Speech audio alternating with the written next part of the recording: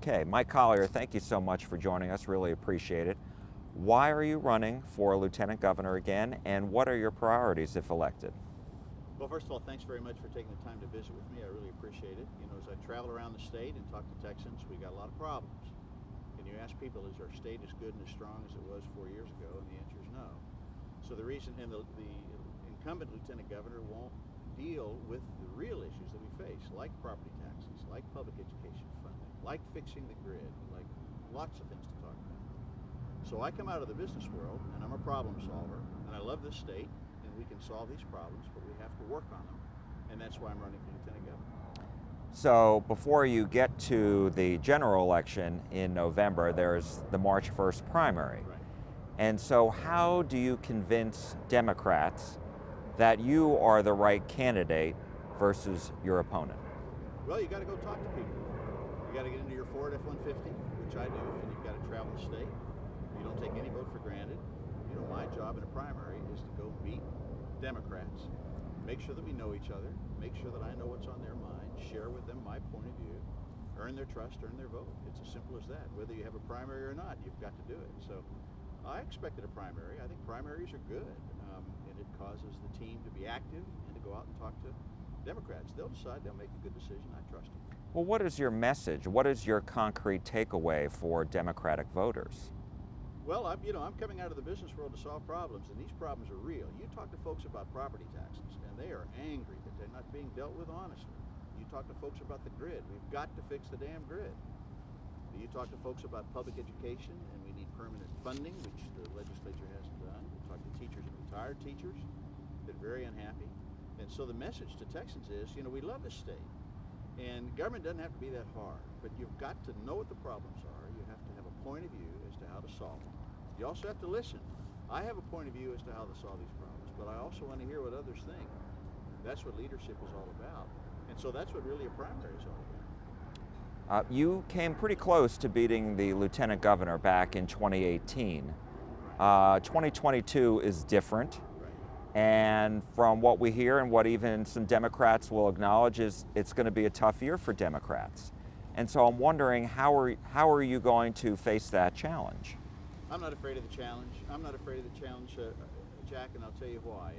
As I run around the state talking to folks, and not just Democrats, I mean, I'm talking to everybody.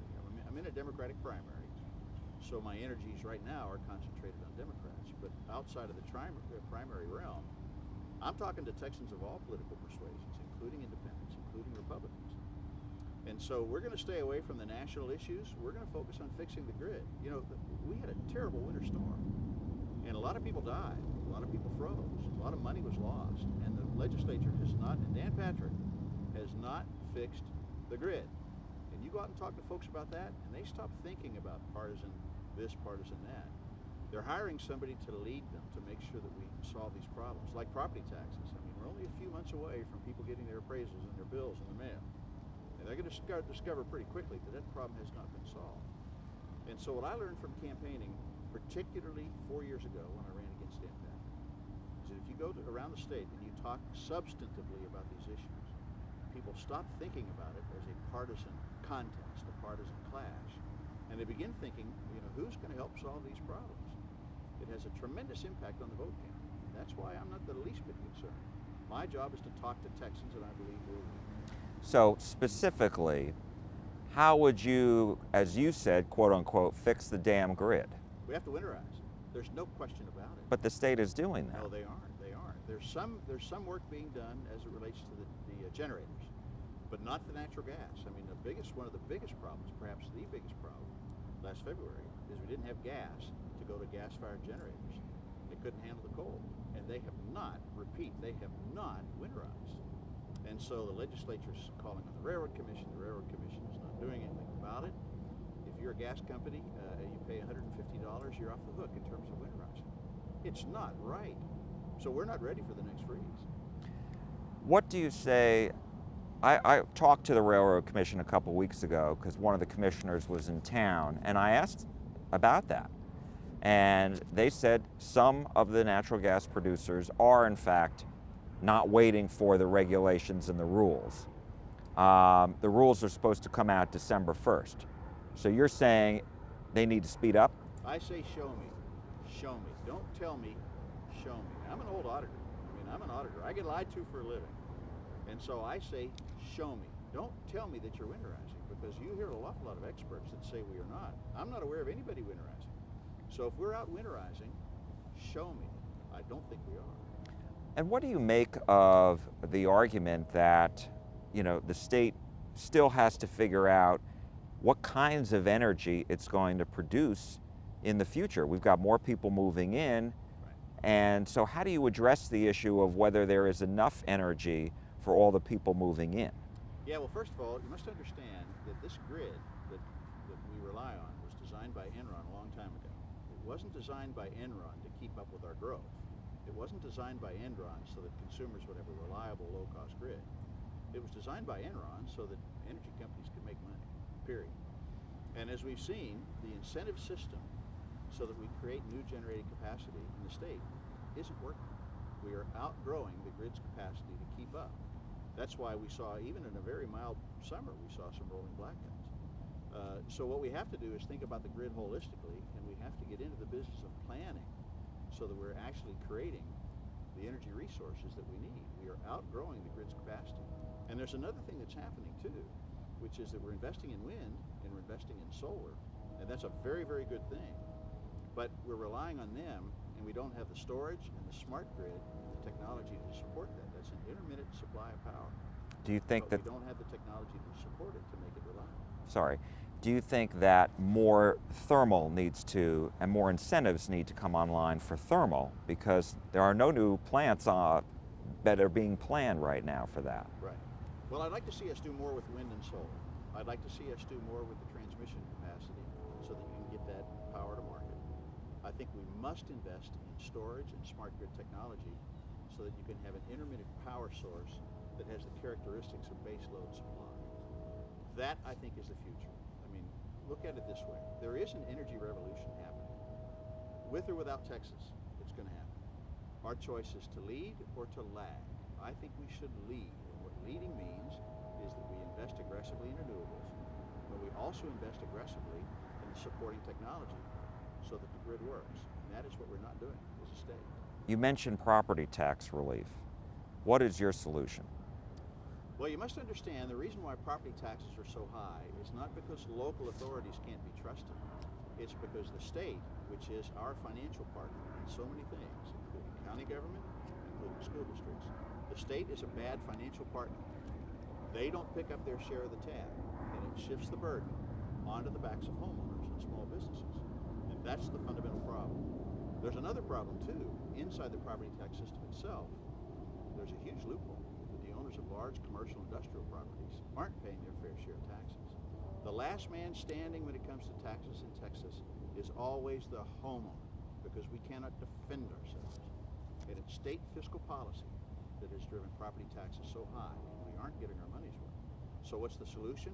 We must first and foremost close that big corporate property tax loophole that everybody knows about. So that, another word, and so that means that you don't allow them to challenge and file suit against the county property appraisers? Well, if they have a legitimate claim that they've been overappraised, that's fair game. But what they have now is a system that they can game the system. If you own a commercial or an industrial property, you can find a property in another state and say, well, that's valued less than mine, so I get a reduction. And you'll shake down the appraisal district and you win. And everybody knows they're doing it. They've been doing it now for decades. Republicans used to talk about it as a problem. They used to call it the property tax death spiral. But they've stopped talking about it because they work for the owners of those large commercial industrial properties. And I don't. I'm not taking any money from the large corporate interests, because somebody has to use that position, lieutenant governor, as a bully pulpit and make sure people understand what's happening. And then you get the legislature to close that loophole. Without a powerful lieutenant governor who knows how these pieces fit together, and I remind Texans, I'm an old auditor. I'm a financial auditor. I get lied to for a living. You have a lieutenant governor who has the ability to influence the agenda and also the bully pulpit to keep people honest. Then and only then will we close that loophole. And until we close that loophole, the legislature is only mocking us as homeowners. Let me ask you, because you brought up some of these issues. Republicans are making a lot of the border, and they say it's a crisis, it's a mess, and they're going to hold Democrats to that. They're going to try to tie Democrats to the Biden administration. And so I'm wondering, how are you going to respond to that? Well, Dan Patrick has been talking about the border for 8 years, and he's done nothing about it except throw money at it. But he hasn't told us how he's spending that money. I am very dissatisfied with our state political leadership as it relates to the border. They complain, they whine, but they do not have a plan. Well, they're building a wall. Well, if you go down to the valley, and I go down to the valley, and I spend a lot of time along the border, and you ask local law enforcement, elected officials, citizens, and you ask them, what is the state really doing? Nobody knows. They're building a wall, maybe. It's a fence, I don't know. It's patchwork, it's optional. Do you agree with it? Well, if it doesn't work, I don't agree with it. But do you agree with the premise and the billions that they're spending to do that? If you go down to the valley and you talk to people who know what's actually happening, they say that the state does not have a plan, and all they're doing is wasting money. Nobody knows what's happening. I think, Jack, it's driven by headlines and sound bites and not sound policy. I'm very critical, particularly of Dan Patrick and Greg Abbott, because they've been talking about this for 8 years. Some say, and they'll say, well, it's the federal government's problem. They spend an enormous amount of time criticizing the federal government. You'll notice that when their party was in charge, they said nothing. When the other party's in charge, they whine and complain. What they don't do is have a plan. You can't punt this to the federal government. This is our state. These are our communities. It's our border. We, as leaders, must have a plan, and they don't. And I don't accept it. Do you have a plan? Well, absolutely. I mean, we'll go down and talk to the folks who know what's happening along the border, and it's a combination of technology. It's a combination of coordination. One of the things that you hear is that you have so many different law enforcement agencies involving themselves at the border, but nobody's talking to each other. And so there's not a coordinated effort. Then if you think about where the drugs are coming from, the drugs aren't crossing the border in wheelbarrows. It's coming in ports, ships, trucks, planes, so you have to shore up those ports of entry. Then we also have to deal with the problem in country. I mean, this Central America, they're coming here and they're turning their problem into our problem. Now, the lieutenant governor can't deal directly in foreign policy, but the lieutenant governor can pick up the phone and call the president, call the folks in Washington and say, look, this is how we have to solve the problem, and provide that leadership. I don't see our guys making those phone calls. You're saying you would call the president and tell him, if you were in power now, you're saying you would call the president and tell him.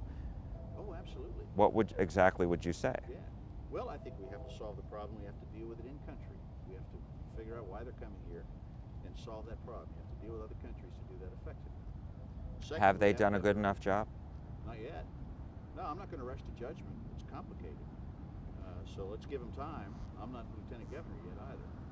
So as lieutenant governor, if I'm not satisfied with their performance, they're going to hear from me. But let's give them time. It's a complex issue, and I know they're working on it. Second, we need to have the right technology and the right coordination. Just throwing money at the border, and we double the amount of money that we're throwing at it, makes no sense if you don't have a plan. And the fact that there's no accountability or transparency as to how that money's being spent is unacceptable. I mean, in the business world, if you have a business that's failing and they're just throwing money at a problem, and they aren't telling shareholders how they're spending their money, what metrics will they be looking at to see if they're making progress, you'd fire that management team.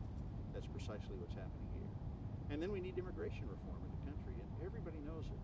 And why the politicians don't actually solve that problem, I don't know. I think they're making politics of it, frankly. And so those are the things that a sitting lieutenant governor has an obligation to the great citizens of the great state of Texas to own that issue and solve the problem in concert with local authorities, in concert with the federal government. And my last question to you is, if you were to become lieutenant governor in a year from now, my question is, how will you govern when you will likely have a majority that are still Republicans? Yeah, that doesn't concern me, Jack, and I'll tell you why. Because I'm picking up this vibe that even Republicans would like to see Dan Patrick gone because they know that we aren't solving the problems. My intuition tells me that the Senate wants to fix the grid. The Senate knows that we have to deal with this property tax issue. The lieutenant governor has outsized influence on what the legislature works on, and Dan Patrick, who has consolidated his power under the Pink Dome, requires them to focus on all these other issues. designed to make headlines, designed to get him famous and get him reelected. But I think there's real political liability building up back home. The fact that we haven't fixed the grid, the fact that we haven't solved the property tax problem, the fact that we don't have permanent funding for public education. So I think a Democrat lieutenant governor who sets the agenda, we're working on these issues, is going to be welcome news to the Senate. Now, we're not going to agree necessarily in the first instance on how to solve these problems. That's fine. Let's argue it out. Let's do that in a big, public, and transparent way. But at least we'll be solving the problems. Mike Collier, thank you so much for your time and insight. We appreciate it. Thank you, Jack. Thank you.